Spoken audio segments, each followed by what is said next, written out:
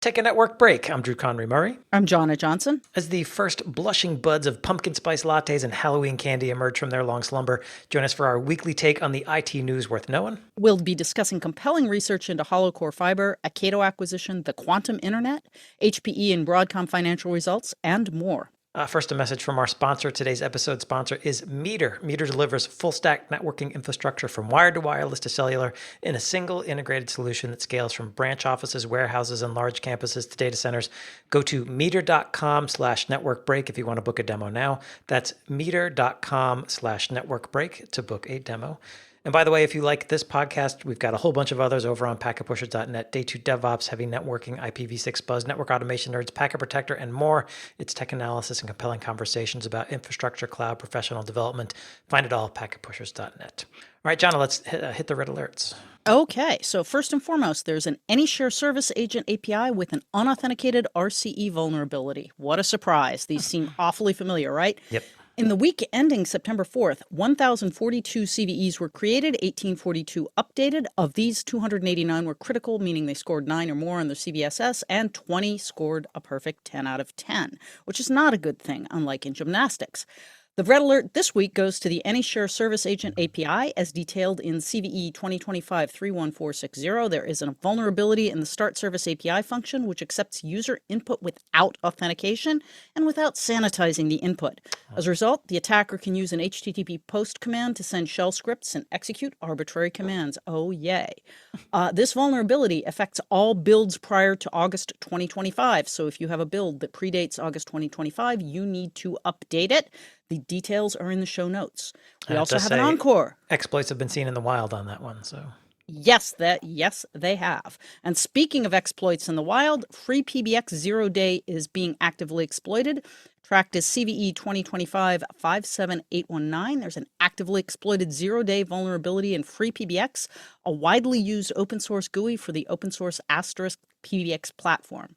At the root of the problem is insufficiently sanitized inputs. Gosh, this is sounding familiar. Right. Allowing SQL injections and remote code execution. In an advisory posted to the freepbx.org community forum, the Sangoma FreePBX security team warned it had seen hackers exploiting this 0-day vulnerability and that they've seen hackers exploiting it. The vulnerability affects all supported versions, that is 15, 16, and 17, and can be fixed by, wait for it, upgrading to the latest release of each. If the upgrade is not immediately possible, protecting the admin port from exposure to the public internet can mitigate the risk. Couple of details in the show notes. So there you have it. All right. Let's dive into the news. In its first ever acquisition, SASE vendor Cato Networks has announced it's buying an AI security company called AIM for an undisclosed amount. AIM positions itself as AI security, and it's focused on 3 areas. First, it says it discovers and monitors employee use of AI.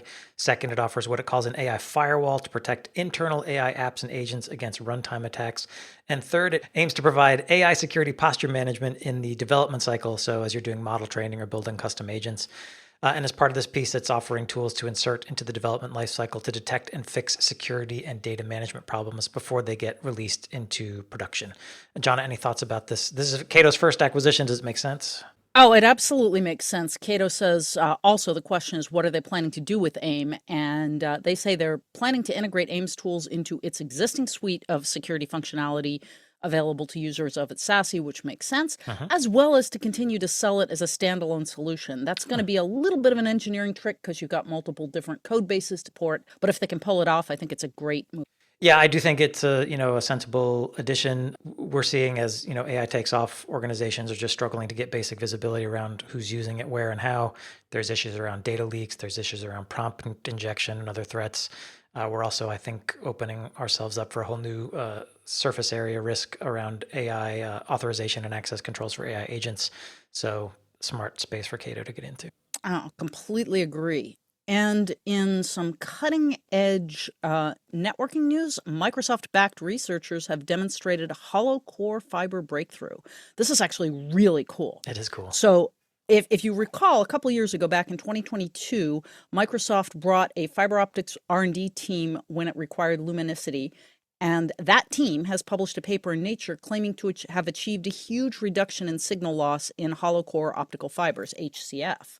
What I think is really cool about this is HCF sends light through airspace in the center of a glass fiber instead of through a solid glass core or through free space lasers. And as listeners to the show know, I used to do research back when I was a senior engineering student. I actually did research in coding in order to send free space lasers, which at the time was considered like not very viable for anything functionally. It didn't occur to us to send something through the vacuum in the middle of a tube, but that's exactly what's happening. And the gotcha was that the signal degradation in HCF was always much higher than in conventional fibers, around 1 decibel per kilometer versus 0.14 decibel for solid core. And the team says they pushed that loss rate down to 0.1, so even lower than for solid core, better than for solid core. If this improvement can be realized in mass-produced components, the approach will clear the way for a massive increase in data center, metro area, and wide area networks. And the researchers say they've tested this in up to 1,200 kilometers. Yeah, this does seem like a significant breakthrough. As you mentioned, hollow core has been around as an idea for a while, but they could never actually make it perform as good as traditional fiber optic. Now we've got evidence that that can happen. And Microsoft does have already a production facility to start building out hollow core cable. So we'll see how quickly this can come to market. There's a really good story in Network World that goes into more details about it, but essentially it's going to take some specialized equipment to build this stuff. But you can imagine like financial services or AI data center operators or, large university and research networks being interested in this to help hollow core come to market. So I don't know if I'd be willing to guess a timeline on when we see hollow core in like some serious actual production networks, but maybe there's a potential here to be sooner rather than later. I'm thinking probably sooner rather than later because a lot of the pieces are in place. As you know, they already have the facility for manufacturing it. And it's really only been 3 years, since Microsoft brought these guys on board. So they've always obviously been working pretty hard. So I'm thinking sooner rather than later, assuming there's no hidden gotchas in here, which of course, science and engineering, there always are, but There always are. I noticed in, I think it was the abstract to the paper that they published about this, they mentioned a meticulously engineered glass encasement for that hollow core. So the meticulously engineered sort of jumped out at me as like a signal, like this isn't easy. right, right, exactly, because just a submicroscopic particle of dust can send this stuff all south. So yeah. But then again, I mean, if you think about how we manufacture chips at this point, it can't be much harder than that. Sure. Famous last words. Sure. Right. So. But the other thing is we've already got millions of miles of fiber optic cable deployed. So I'm also not expecting hollow core to be replacing all of that yet. And who knows? I don't know if you could operate this subsea and whatnot. So I don't think even if the hollow core takes off, it could replace. You should be able to. I don't know why not. But then again, I don't know if it's more vulnerable to breakage. I guess we'll find out, and we'll continue to follow this story because it's very interesting. Yeah, it's cool stuff. Lots of links in the show notes. A quick pause for word from our sponsor, Meter. Meter delivers full stack networking that's wired, wireless, and cellular to leading enterprises. It's a single integrated solution with everything included, and that means everything. So ISP procurement, security, routers, switches, wireless APs, firewalls, cellular power, DNS security, VPN, SD-WAN, and multi-site workflows. Meter has designed all the hardware, written the firmware, and built the software, so it is a truly integrated solution.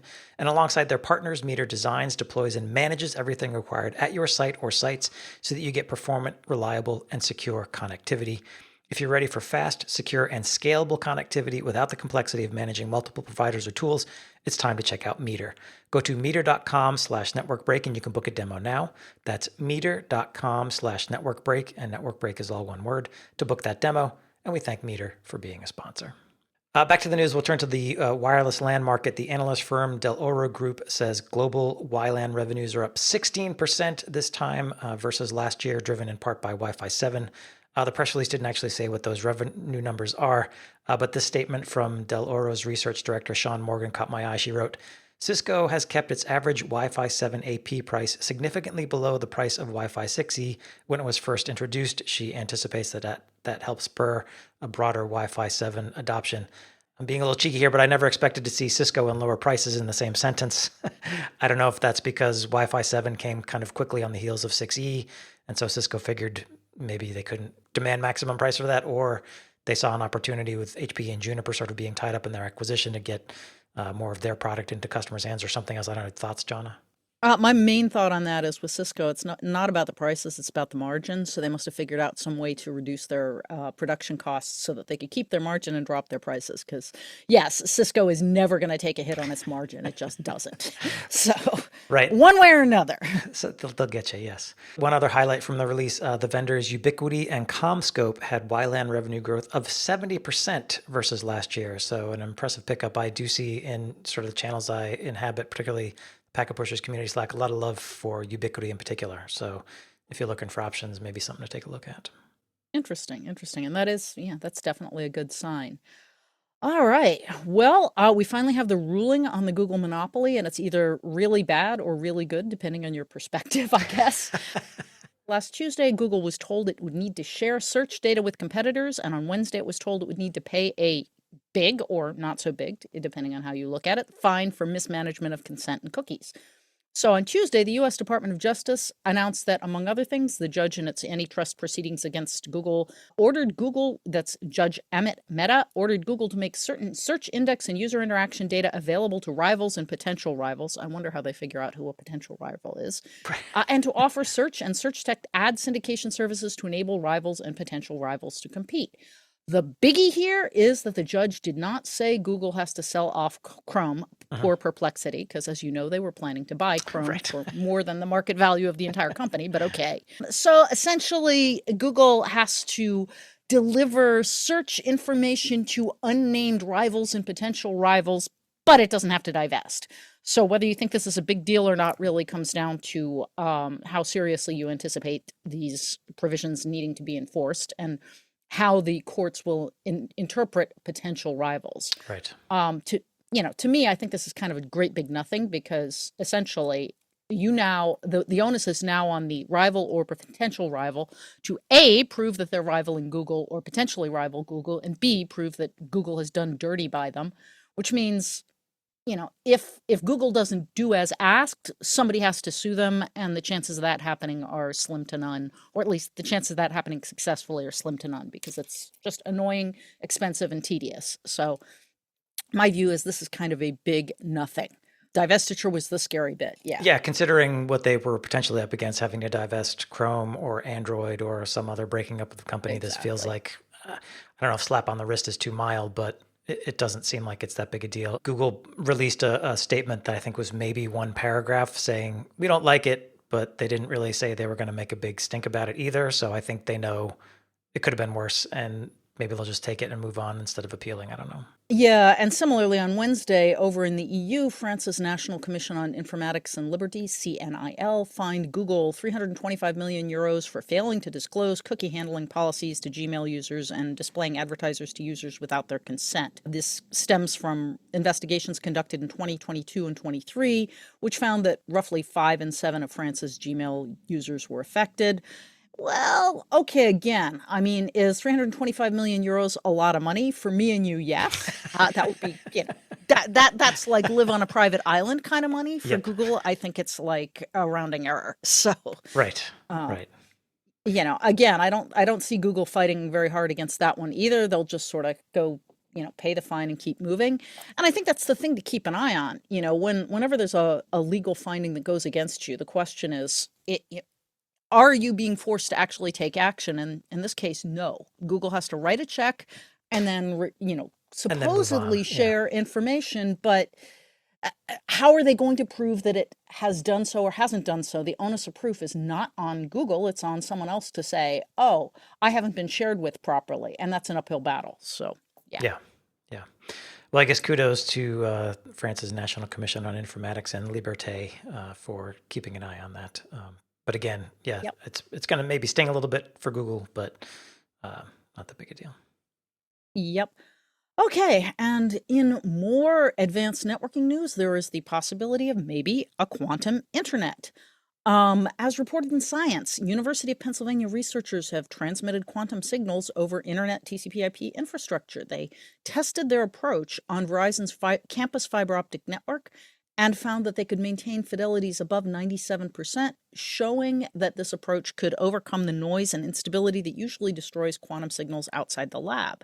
And they use this thing that they call the Q chip, which is made of silicon and fabricated using established techniques. So that makes it easily scalable and mass producible and all those good things.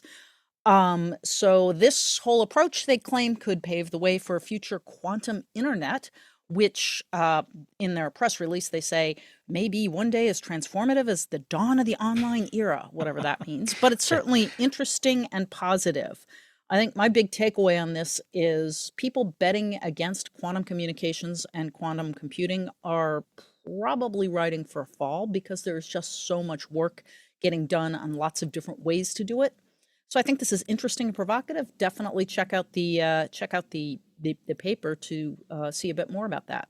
Based on what I read, and I hope I'm remembering correctly, it sounds like essentially what they did is in their transmissions, they sent essentially an IP packet that was followed by, I don't know if it's a quantum qubit payload or if it's encapsulated somehow within the frame or the packet, but it was essentially using... it's a little confusing. It was a little confusing, It's hard to figure out exactly what they claim to have done, but yeah. But it did sound interesting, and I don't know, maybe we can try to get them on heavy networking or something and have a conversation and see what it's about.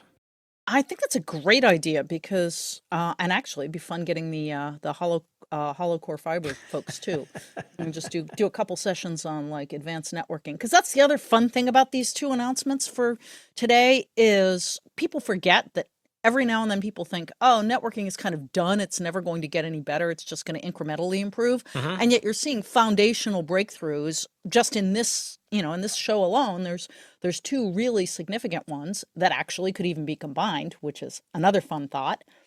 And that will, right? Explodes your head, right? Oh, like man. quantum signaling across hollow core fiber. Right? And these things can all happen, and they can have major changes in infrastructure that people have been taking for granted for 20, 30, 40 years. Yeah, I don't think we mentioned it in the hollow core conversation, but people have been working on this for like 40 years. We haven't had any significant advancement in fiber optic technology in that time. So, a 40-year fallow period is a lot for IT. So yeah, it's interesting stuff. So again, all of these links are in the show notes. So go read up on it. Read up. They're good stuff. All right, some financial results before we wrap. First, HPE reported Q3 for fiscal year 2025. The company brought in $9.1 billion in revenue, up 18% year over year. CEO Antonio Neri said it's a record for the company. Net earnings were $305 million. By business unit, servers brought in $4.9 billion, up 16% year over year. Networking revenues were $1.7 billion, up 54% year over year, which does include $480 million from a month of Juniper revenue. So Juniper getting a little bit in there, good for them. Hybrid cloud revenue was $1.5 billion, up 12%, and financial services came in at $886 million. HPE says it has an AI backlog of $3.7 billion in the pipeline. I'll note in the analyst call, there were some questions about portfolio integration between Aruba and Mist. CEO Antonio Neri said that the HPE sales force is being incentivized to sell both portfolios and did hint that any integration down the road will come at the AI ops layer. So you can make of that what you will, but it seems like for the time being going forward, the instructions are sell both and we'll figure it out later. I will note, John, last week we talked about Dell's financial results, and it seems like they are pretty handily beating HPE in server revenue. Last week, Dell's server revenue was $12.9 billion. Compare that to $4.9 billion for HPE. I don't know what Dell's secret sauce is, but they are outpacing their competitor on that front. Yeah, which is actually kind of interesting because you think about HPE having most of its roots in computing, not networking, and yet most of its revenue is in networking. So, well, not yet, but yes, but yeah. Yeah, it's definitely. Well, that's true. Not most of its revenue, but yeah. Its growth is coming in networking. That's what I meant. Thank you for that correction. Because yes, that math doesn't work. $5 billion out of $9 billion is still the majority. But yeah, and it's definitely good news for HPE. I don't know if it's great news for enterprise users because frankly, I think it's important to have a strong competitive environment in which to buy servers. But it is what it is. So yeah.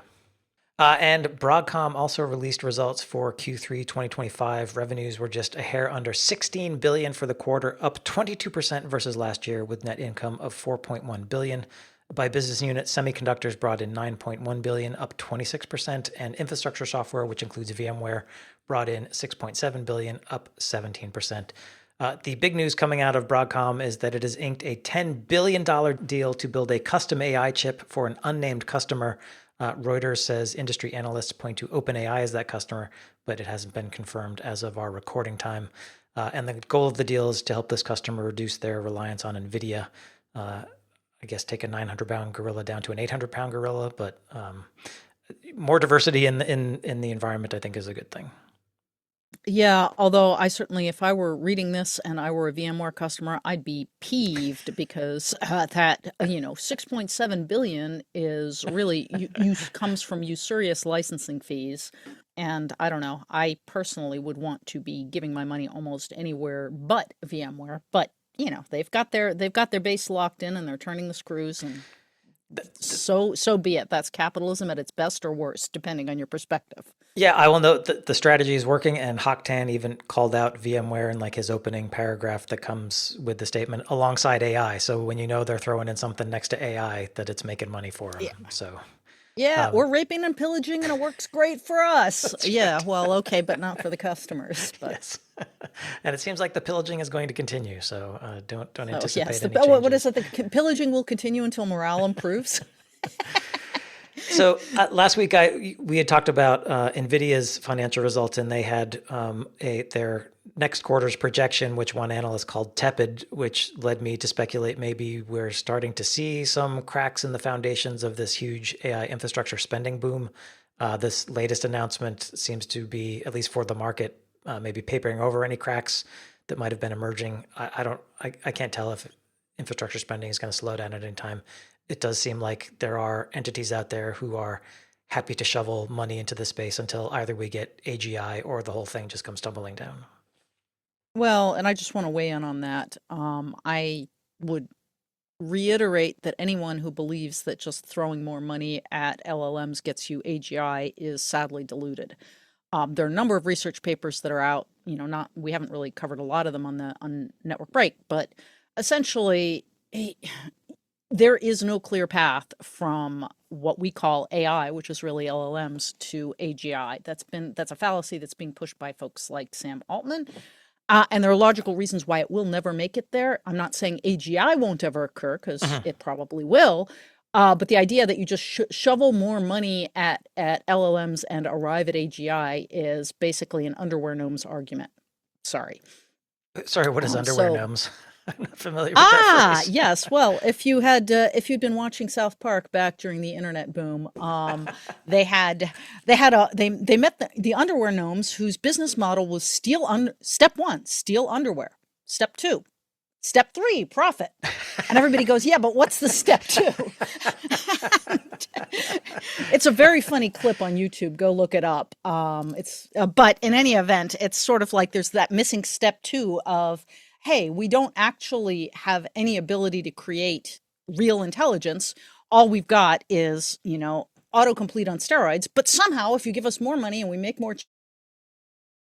we'll somehow arrive at that. And the problem is, as I've said many times, and as researchers are now beginning to point out, to arrive at real intelligence of any form, even in amoebas or mouses, you need real-world feedback into the physical world. And that's something that LLMs by their nature cannot have.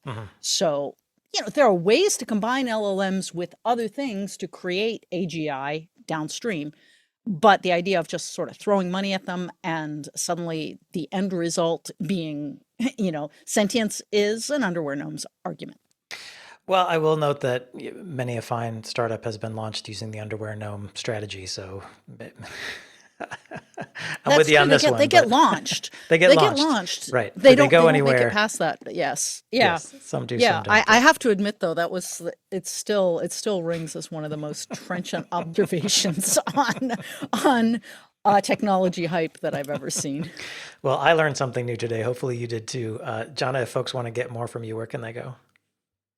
Best place to hit us up is Nemertes. That's NEMERTES.com, and hit the contact us. I'm there. I live there. I will answer. One of us will answer, and I'm also on LinkedIn. And I'm Drew Conry-Murray. I'm on Blue Sky at Drew CM. I'm blogging at packetpushers.net. Thanks to our sponsor, Meter, and thank you for listening. Don't forget, we've got merch, a dozen podcasts you can subscribe to, an industry blog, 2 weekly newsletters, our community Slack group, a YouTube channel, an IRC group, and more.